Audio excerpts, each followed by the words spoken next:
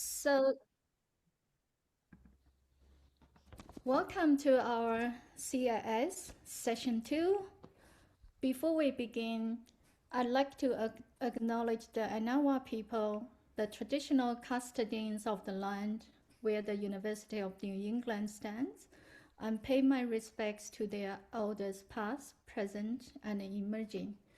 If you are comfortable, please say where you are joining us from in the chat.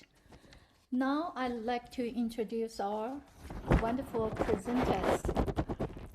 Dr. Raquel Salmeron. She's a lecturer in the pathways at the University of Southern Queensland, USQ.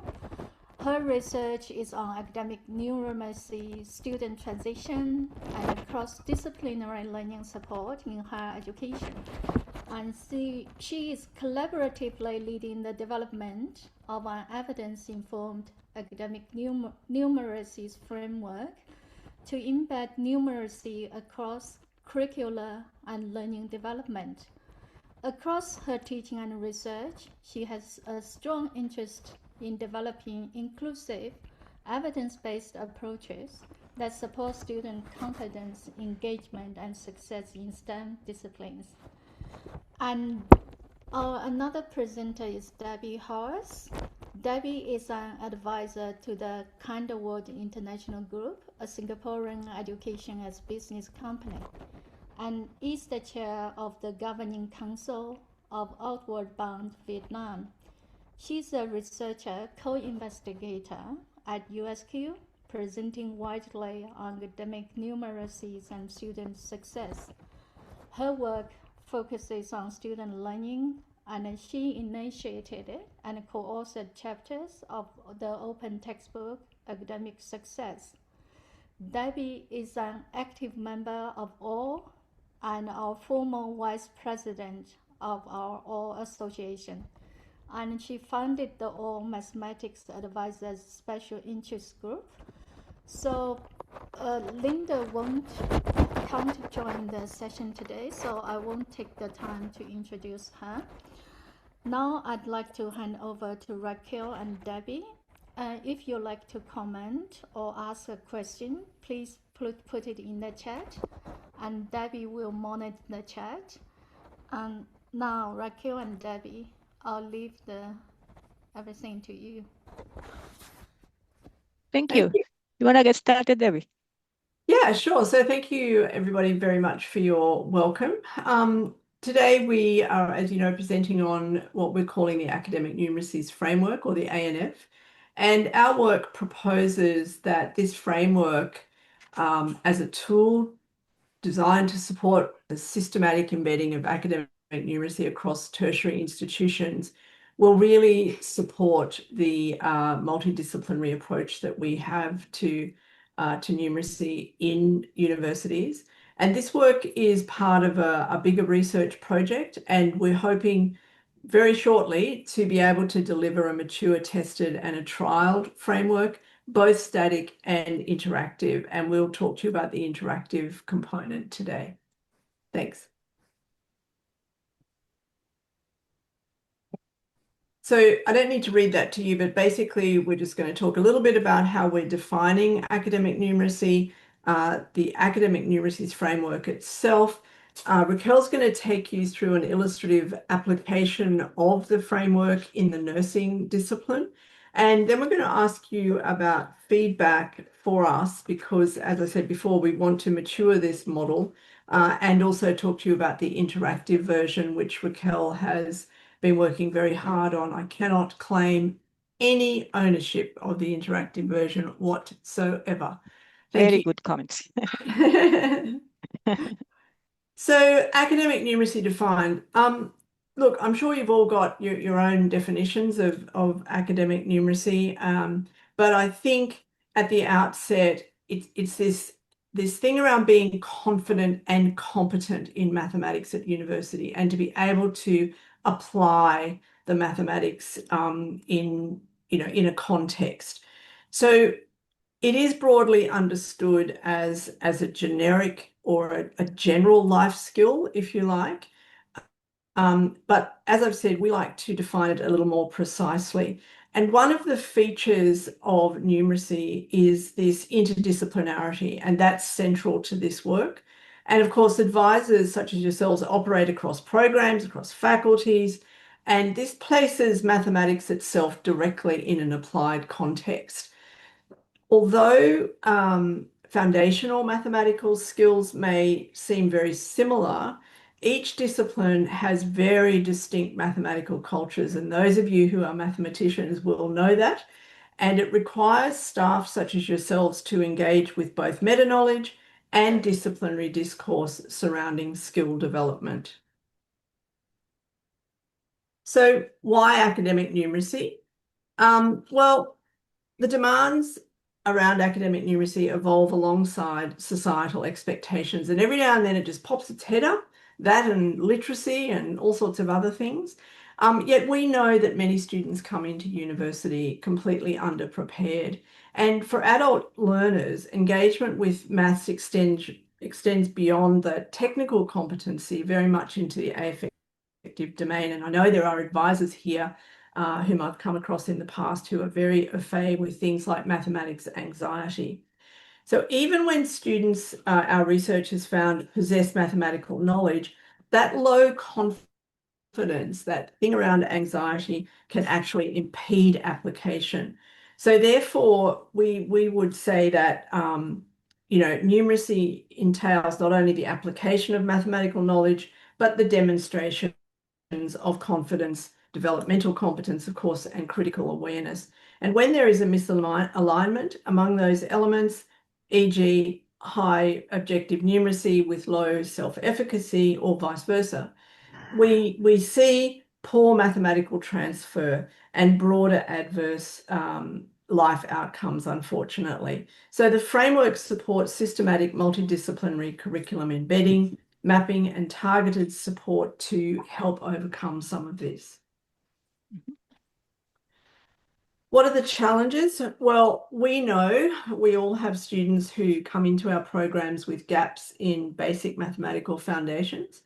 And in combination with, a lack of tertiary prerequisites, possibly for some degree programs, the knowledge gaps across disciplines can be really chasm-like, really big.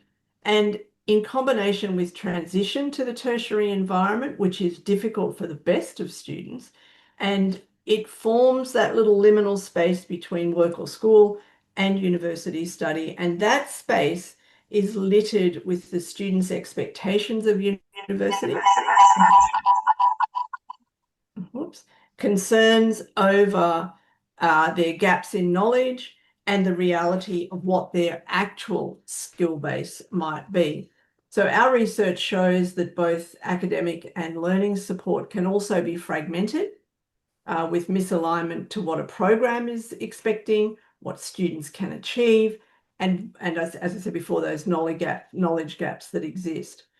So all of this then in combination with support that may not be available at all, can be very spasmodic, ad hoc, maybe optional, and offered in isolation from both the discipline and learning support context, can really compound to create a poor university experience for the student coming in. I'm not going to talk too much about this. It's just a reminder because it's been around now for a couple of years, but we are mandated within institutions to actually support students in the development of academic literacy and numeracy. It's enshrined in the Australian Support for Students legislation, and we have to report on it every 12 months.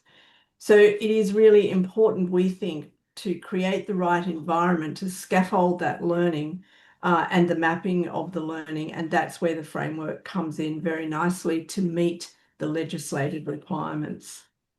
Thanks, Raquel. Just a minute. There we go. We're right now. So, is our academic numeracy just another framework? Because we know that there's a lot of them around. There's a lot of general ones, and some of them are really good. We've been through a lot of them and seen how we intersect with those frameworks. And what we found is that the Academic Numeracies Framework offers very distinct value beyond the general for both content specialists and learning support staff. How is that? Well, from its inception, and Anita Fredericks is here, and she knows that we started talking about this in 2019. Because of its due to that inception, the ANF has been designed for that systematic integration of academic numeracies and within the discipline context, but also its actual structure. And if you have a look at the little colored diagram down the bottom, its actual structure from the foundational to the development to applied and finally independence or mastery recognizes all of those critical pedagogic points such as competence, confidence, and critical awareness. So we know that our framework is a little similar to the Association of American Colleges and Universities framework, but ours extends even further, and Raquel's going to take you through this by clearly distinguishing between mathematical processes and competencies. And importantly, as in that little colored diagram, it acknowledges the journey that students take. Doesn't matter what sort of learner you are, there's a journey you take to mastery. And that distinction offers the more structure and effective tool for instruction. And Raquel's going to take you through this in even more detail right now. Over to you. Thank you, Debbie. So, right. So Debbie has touched on this point. So yeah, just briefly summarize. Academic numeracy is critical for students to succeed in university and in the workplace. Despite this, many students fall short of expectations throughout their studies, and that impacts negatively on progression and completion. So a systematic approach, embedding numeracies to face this issue is important, and the framework is intended to offer that platform, that tool to systematically embed numeracies across institutions, help align curriculum, program, and support services, and help us map, assume, target, and actual numeracies, and I'll go back to this terminology.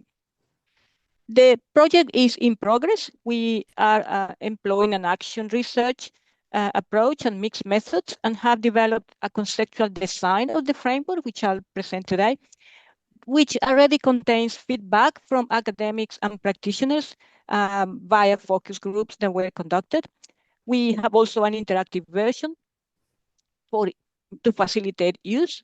And what we want to do next is to trial the framework in a commencing course or an initiative and expand it, as Debbie said, to incorporate confidence and awareness elements. If you have provided feedback to us in focus groups, we can't thank you enough. Your feedback has been invaluable. If you are interested in exploring, perhaps getting involved in the trial or learning more about the framework and how you could potentially use it, please feel very welcome. We ask you to please get in touch with us. The feedback provided by participants in the focus groups highlighted a number of benefits offered by the framework. It provides structure for learning and teaching, facilitating conversations and helping curriculum design and development. Its comprehensive scope, so the wide range of elements that it has, and I will do that or describe that in a minute. Being multidisciplinary, it can be applied across the institution, including foundational courses. It provides transparency and clarity, so make it explicit what students are expected to learn at each stage of the journey, which in turn may provide support for mass anxiety if we share that information with students. What we want to achieve, as Debbie said, is to have a fully trialed framework that offers a scalable, sustainable model for numeracy development, fostering collaboration and stronger curriculum and support alignment, all geared to just enhance student outcomes and transition and progression. Okay, so what are the elements of the framework?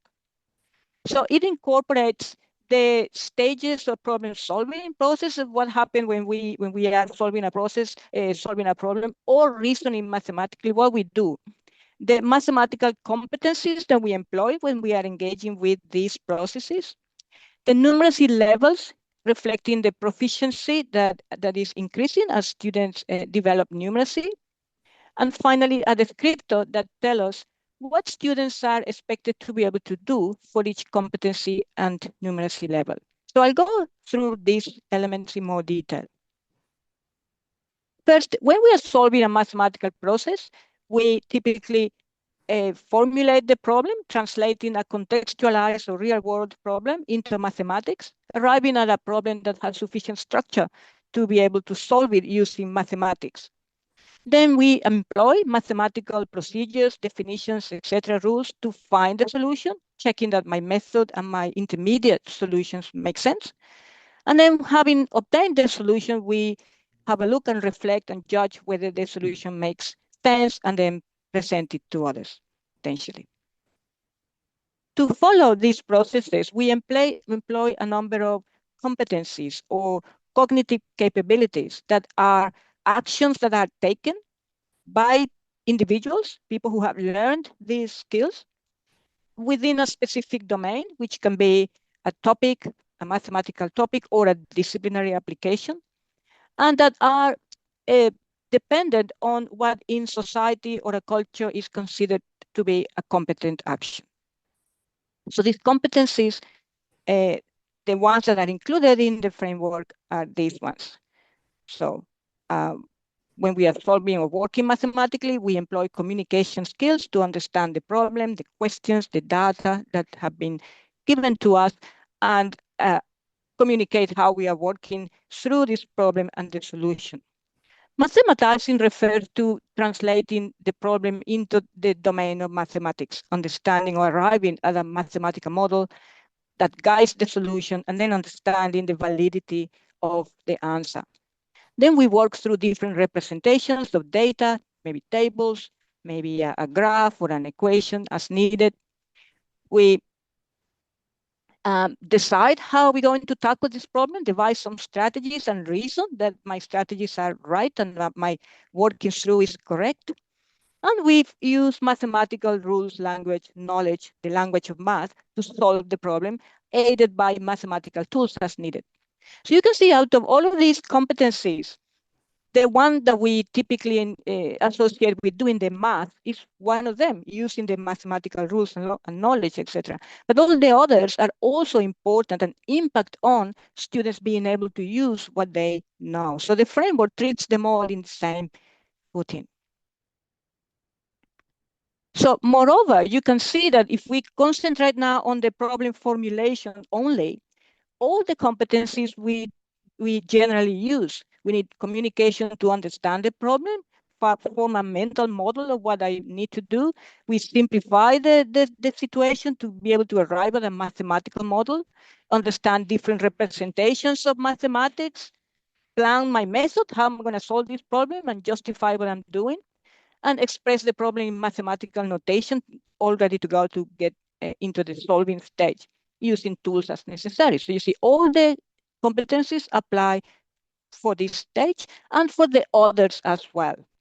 So for example, if we, on the other hand, if I go to or focus on the communication competency, it's not only important for the problem formulation, but also as I'm solving, I need to communicate my step-by-step method, something that we know that students sometimes skip. So understanding how they're solving the problem and explaining the results, the implications and limitations of the solution in plain language. And the same with all the other competencies.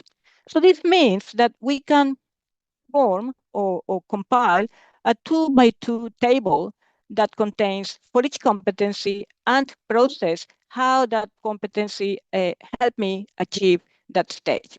I'm showing here just the structure. We're going to go into the details of it a bit later on by an example. This is table 1 of the framework. And how we use it is we use it as a template. You go over the cells and then apply or adapt the content to your own application.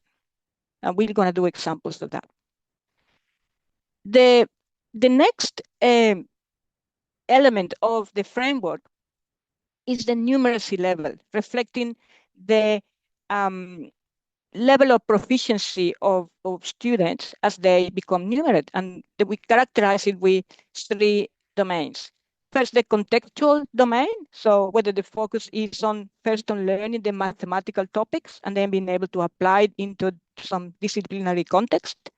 Then the support domain, with scaffolding being significant, ranging to minimal or no scaffolding as they become independent.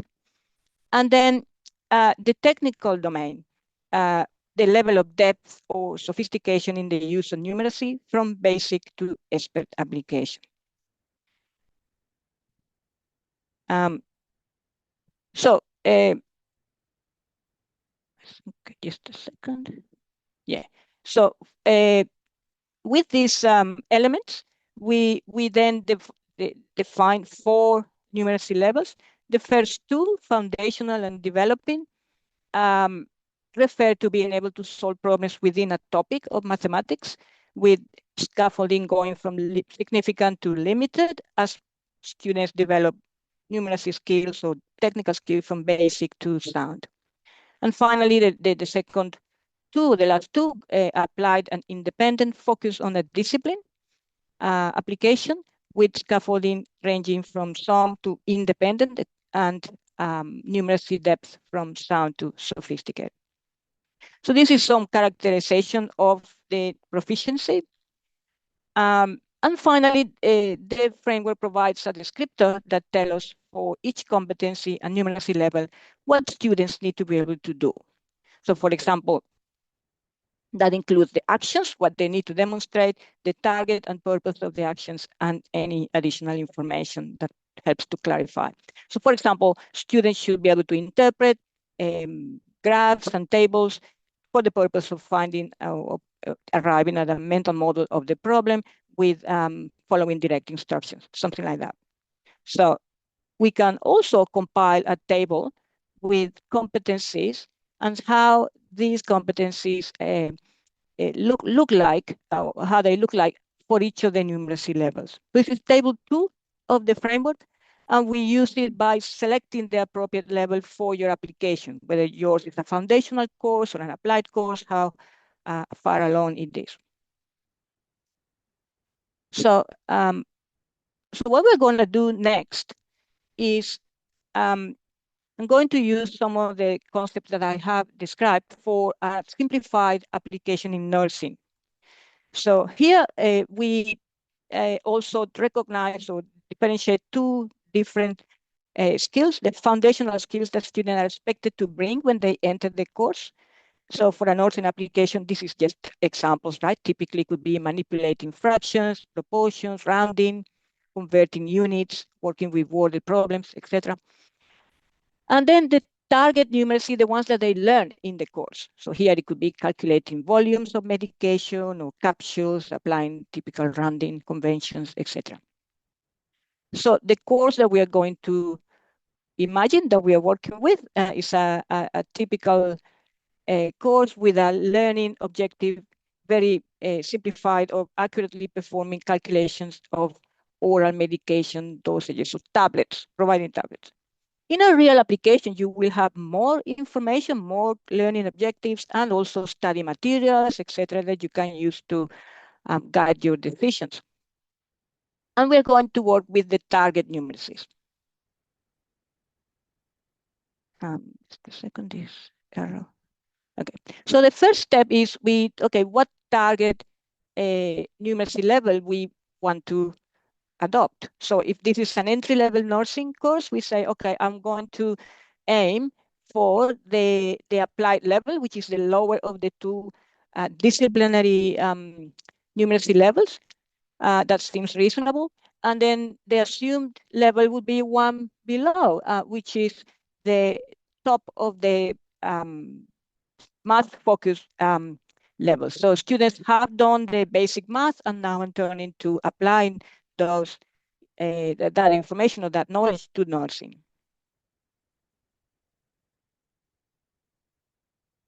Okay, here we have a partially filled table of the competencies versus processes.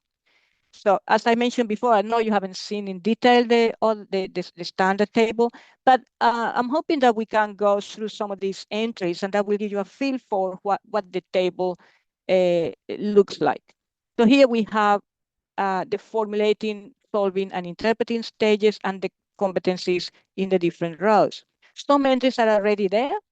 And so, for example, for the formulating stage, we say, okay, students need to understand and restate the dosage problem and understand what needs to be found. What's the question? So I need to calculate how many tablets to provide the patient. In mathematizing, it means I'm translating the medication into a mathematical model. So, okay, I think I can calculate the tablets by dividing the amount of drug by how much is on each tablet.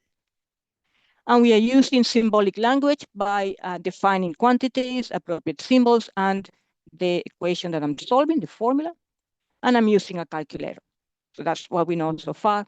For the solving stage in the middle, I want to keep track of my accuracy when I'm doing calculations. That's part of the mathematical model. I use different representations in principle, and here I'm using a formula, and I'm checking through the calculation that my process remains correct. So units are consistent, etc. When I have obtained the solution, I check that the solution is reasonable. So if I get the whole bottle, I say, okay, I don't know, it's too many of those. And I'm using symbolic language at that stage, even if I then associate what the result means, coming back to the context. Okay, so that's what's there. So we want to fill the remaining entries. So for example, if we say, okay, now we are working on this statement is justify the method used. So I have selected a method and I'm trying to justify it. I think, okay, that is when I'm finalizing the formulation. Does that make sense to you? That's for formulating, finalizing the formulation. So I justify the method that I have just selected. Yeah, so that would be that one there. Adapting strategies if an error is identified. So now solving.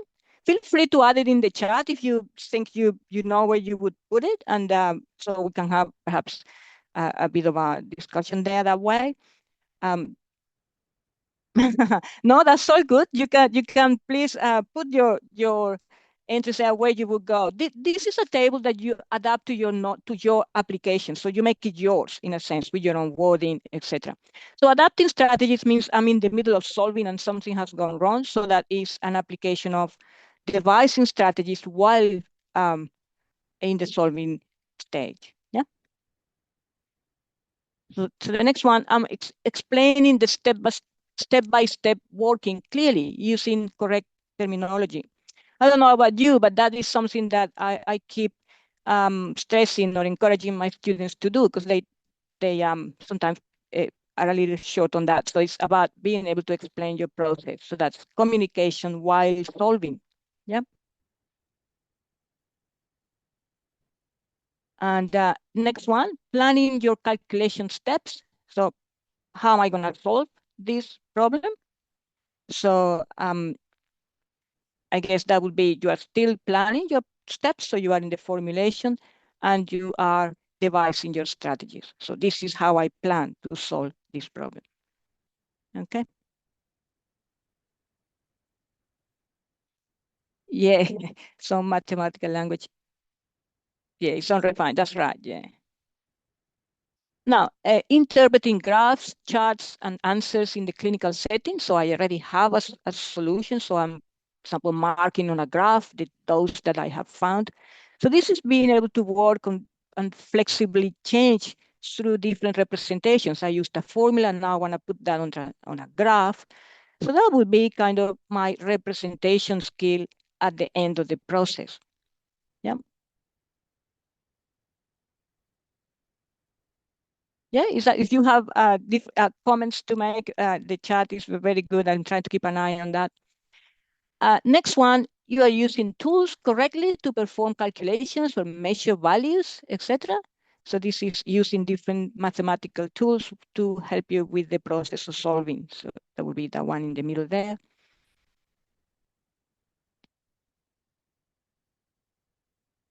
Yeah, you're right. In the chat, I see explaining step by step using math language. It's very critical because there is no way of knowing. In fact, I was telling someone yesterday, there's no way of knowing that your calculation, that what your mental process is, if we don't know if you don't explain how you are following these steps or skip steps and then jump to the final answer.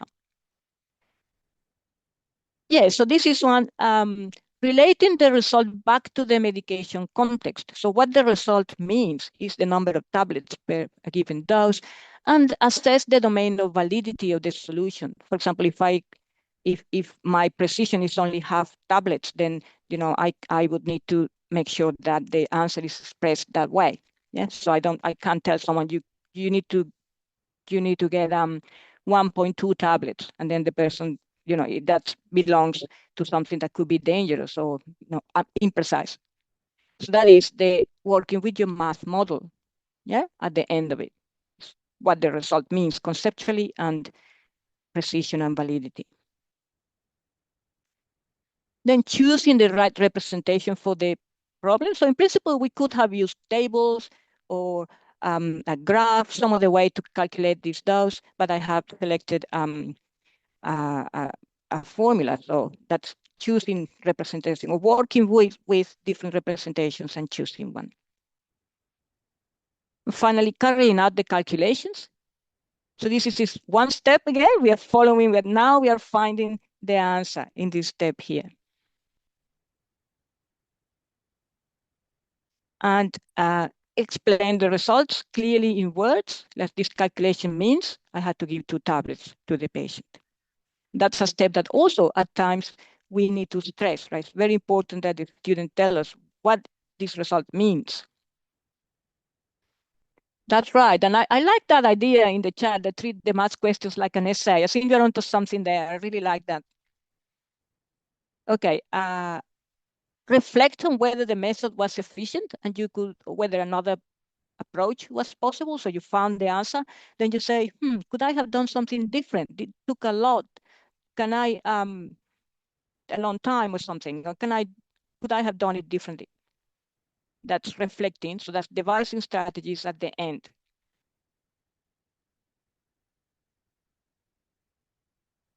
Confirming that the output are sensible, so you have an appropriate precision, etc.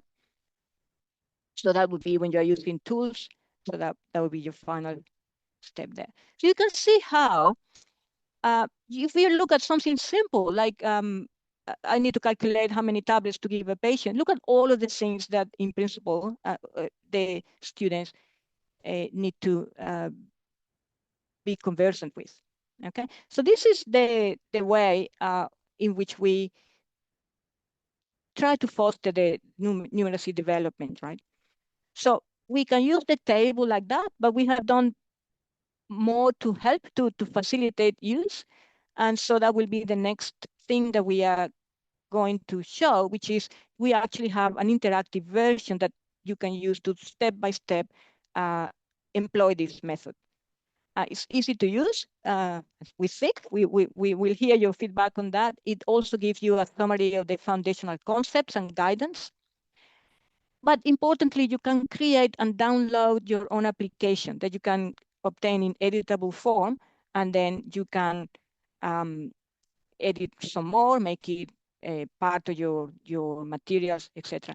And as I said, if you would like to learn more or have feedback or would like to get in touch with you, we are very happy to interact with you. Okay. Are there any, I guess there are some questions. There are a few. Yeah. I can't quite remember what you've got coming after this, but George has got a really interesting question way back in the chat, and it's actually aligned to the question we had a reviewer ask us, Raquel, and that is this definition of numeracy. George, do you want to just articulate that, please, so as I don't do the wrong thing? Yeah, thanks, Debbie. It might be good to have that definition, but I know there's like 20 slides ago. I'm not sure if it would be useful to have that up on the screen, but I think that you mostly answered my question. So I might try to articulate my understanding of your response. So when that quote says mathematics at the university level, they're not necessarily talking about the level or the difficulty or the scope of the mathematics itself, but that the cognition occurs at the adult level. So, for example, if we say that a parent who has not attended university is doing some numeracy in the form of, say, their taxation, then they are performing numeracy at the university level, even if they're not doing university level mathematics. The cognition required is of an adult level, so andragogy as opposed to pedagogy. They're no longer in school. They're no longer, developmentally. We're not talking about child pedagogy here. So when this quote here says to use mathematics at a university level, they're referring to the level of cognition and cognitive processing and responsibility and perhaps age and development, as opposed to the level or difficulty of the mathematics itself. Have I understood that correctly? You want to say something? Go ahead, Debbie. No, I think pretty well. I've just popped that quotation in the chat so Raquel doesn't have to go right back through. Yes, thank you, Debbie. But I think you should probably take over from here because I just know I'm going to muck this up. No, I think essentially yes, it's adult numeracy, and it's adult numeracy but academic. So it's intended to be helpful in academic settings. But so there's 3 elements: some competence, confidence, and awareness. But we use the techniques and we keep an eye on the fact that we are talking about adult students. So I think essentially yes. I mean, even in university, the actual math topics may be picking up from secondary school, right? But we bring in the way we teach the fact that we are now teaching adults that have experience, may have work experience, and so on. So we in the part of when we consider contextual awareness, this is about contextual awareness of their own journey in mathematics learning and also how they want to use mathematics in their careers. So I think that perhaps goes some way to explain what you were asking, George. In any case, George, it's that application, isn't it? And in context. So I agree with you. I think it's tricky, the word numeracy, because of the primary school, secondary connotations, and not to mention TAFE, where they talk about, what is it? Literacy, numeracy, something or other. So I think it does come back to, in our context, it is a particular type of numeracy. Yeah, Linda likes to say academic numeracy. Exactly. Yeah. Okay, so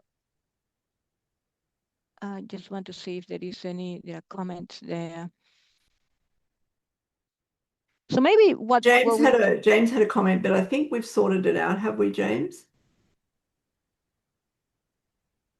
Yeah, I was just looking at some of those strategies, and when I saw the framework and it spoke about each time having to problematize or come up with a strategy, that's from what I've seen, a big problem with the students is that they're continually redoing that work over and over again, and that takes a lot of load. Whereas the suggestion was if they can recognize a type of problem, then they can jump to a solution and not have to go through that cognitive, what is this saying? So while I understand that breaking a problem down is very important, at a stage, maybe it becomes a bit redundant where a problem should become familiar, and that work sort of gets put aside. And that stage is when you're sort of categorizing the problem. You recognize the problem, you know what the strategies are. You can use information of problem to select if there's multiple strategies and work through it. And I think I was just interested about that and how that's present sort of in the framework or whether that's sort of that next stage of the framework. Yeah, so look, the framework is for the educators, so for you to see which things you need to stress.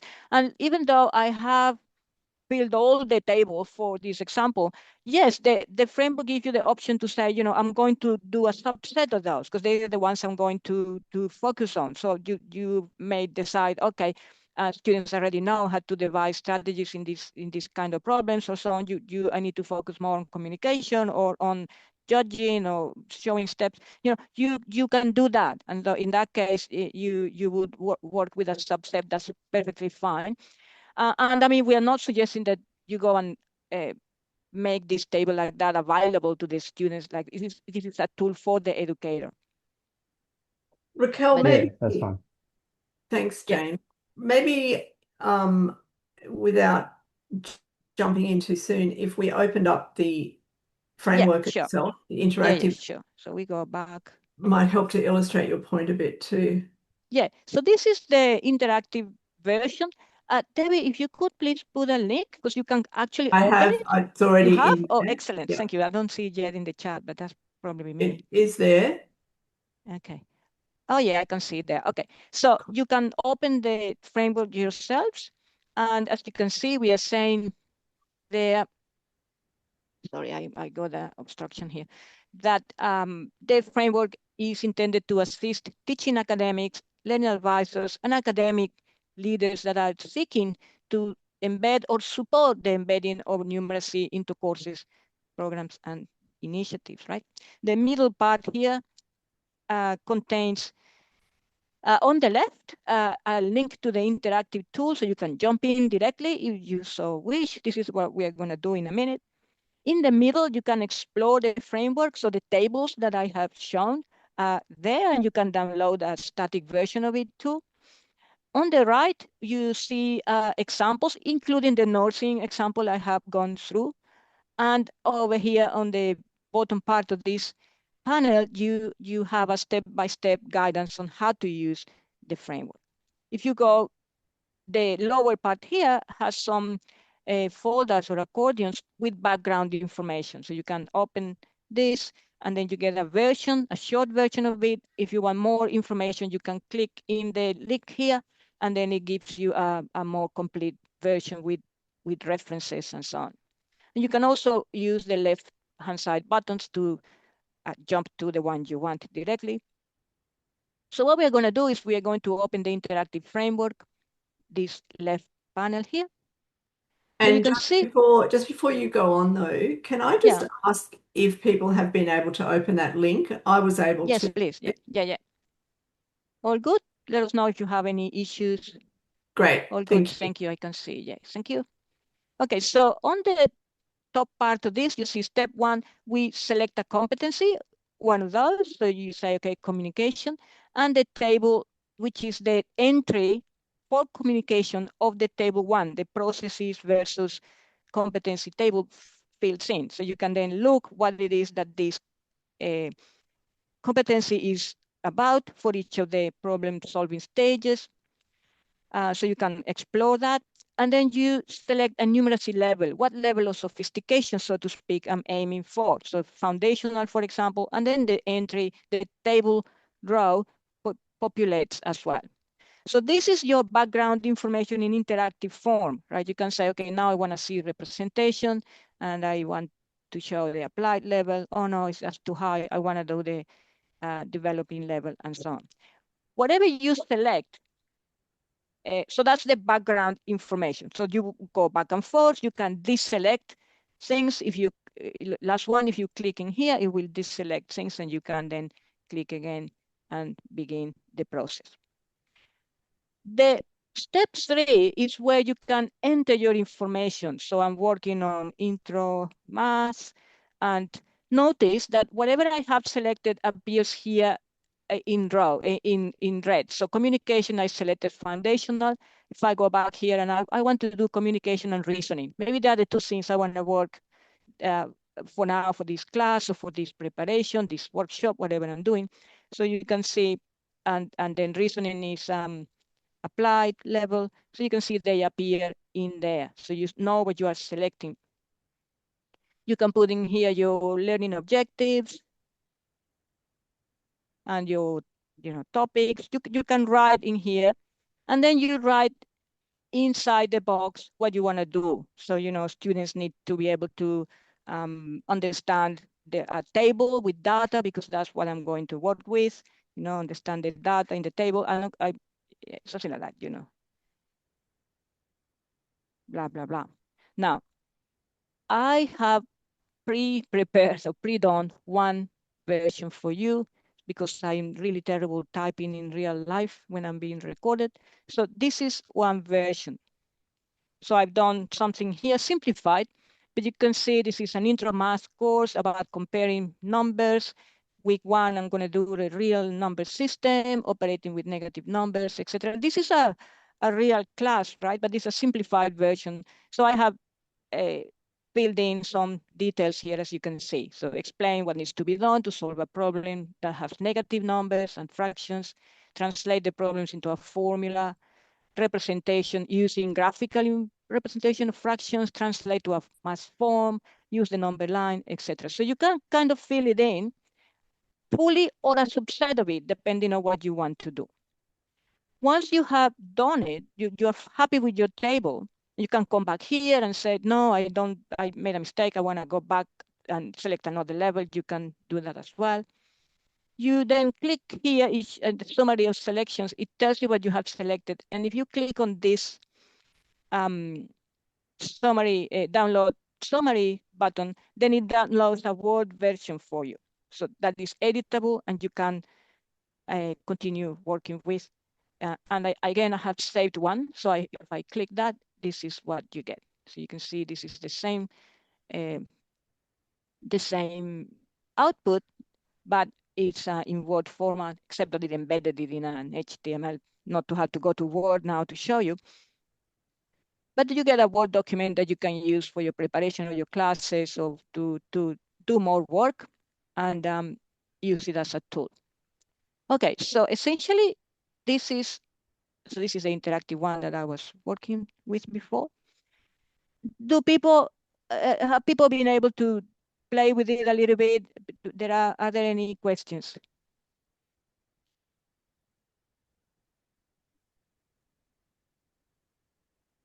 Are there any comments then, rather than questions? Or comments?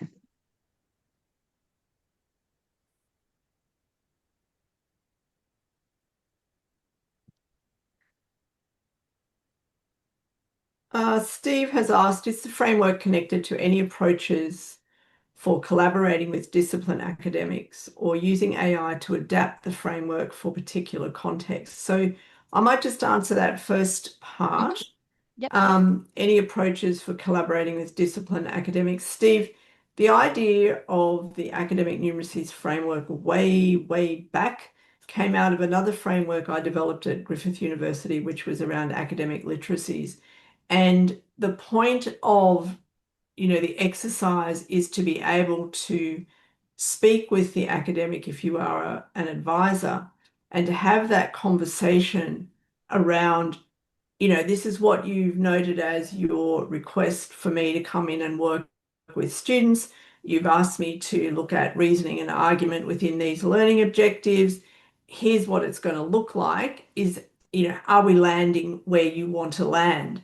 And sometimes the academic might say, well, heck no, because you've got them at foundational level, but I want them to be more at the applied level. And then you can have that conversation and start to adapt. Raquel. Yeah, no, I think that I was thinking the same thing, that the whole, I suppose, foundation of the framework is to generate a common platform that we can use to talk in the same language. So in fact, one of the comments that we received in the focus group that is a really good comment is that to be best effective, or to get or reach the full potential, the idea is that this is adopted kind of widely. So we have the same outlook, we communicate with the same language, and even the alignment, or different academics working, this can be applied at the program level, course level, program level, and beyond, right? If I have a program, I may be able to pace the numeracy development across the courses. But for that to happen, then there should be collaboration and understanding that what we are doing more than at a single course level.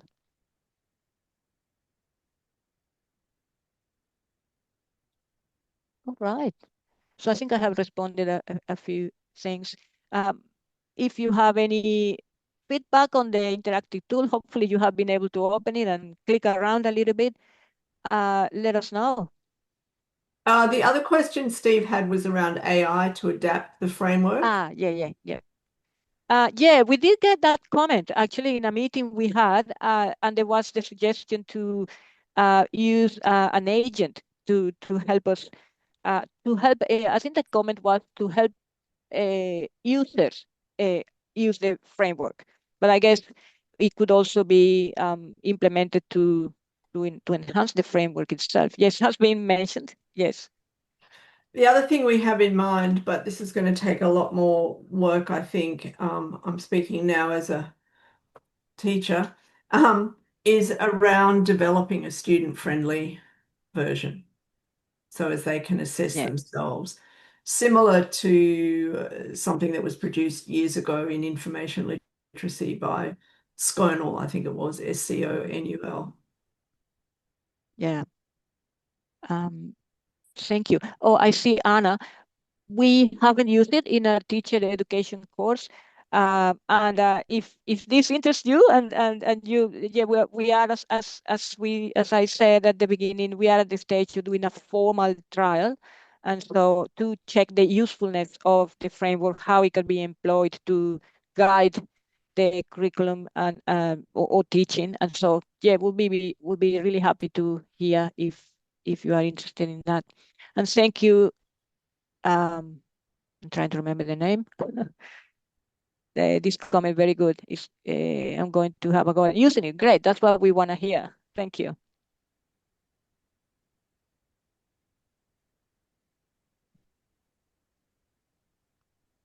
And if you are interested, come talk to us. We would be very happy to discuss and see how we can be helpful. Thank you, Christine. All right, so maybe we can come back to the presentation. We had the final slide. See if I can do that. Give me a second. So we have presented a detailed description of the framework with an application and an interactive version.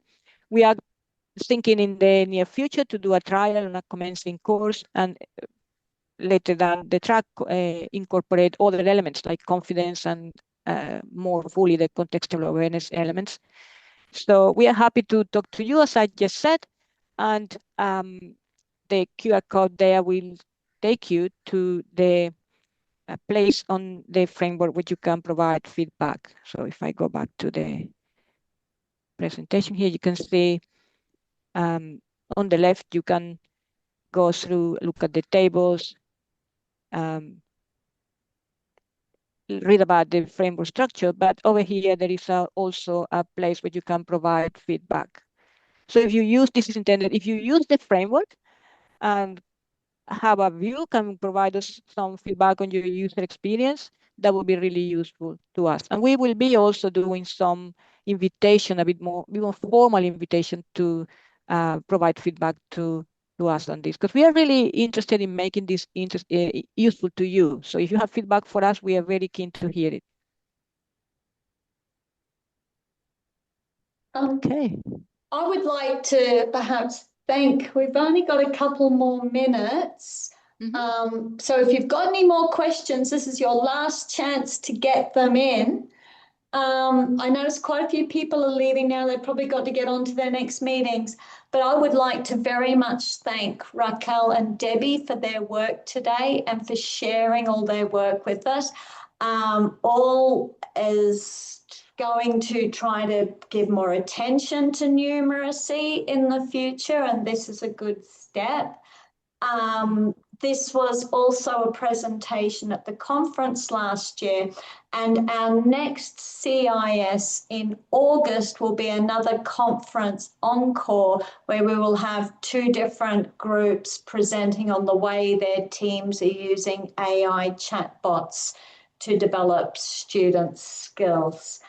But thank you so much for everybody who came along. It was a really good attendance, and I very much enjoyed reading the discussion and the questions by all the people who understand numeracy, because it's well out of my area of expertise. So I've learned a lot today, especially about using a framework like this and the steps that I didn't even know existed in terms of numeracy. So thank you again. Hang around. We've got 2 more minutes if you want to squeeze in another question, but otherwise we'll see you in August for the next All CIS. Thank you again, Raquel and Debi. No, thank you. Thanks everyone for your questions and for coming up. So, Raquel, could I ask you a question about... Go ahead, yes. So, could you take the slide off, Raquel, maybe, and then we can see everyone? Yes. Stop sharing. How do I... stop sharing. Yeah. Yep. So Thank you, I don't know Debi. anything I can about see you now. numeracy, but I just have a question. If someone, wants to apply your framework into their course, they contact you, you said you are willing to provide help, right? Absolutely, yeah. Oh, okay. Very happy to meet, go over this again, or see, provide some information, or see how we can help. Very happy to do so. And the link is there. So the framework is intended as an open source tool, so you can use it. The link is gonna remain available. Okay, all right. Thank you. I may introduce the framework to some lecturers in our university. Excellent. Very, very grateful for that. Do not hesitate to reach out if we can be of help, perhaps, or having an informal chat or a meeting to chat about it. Very happy to do so.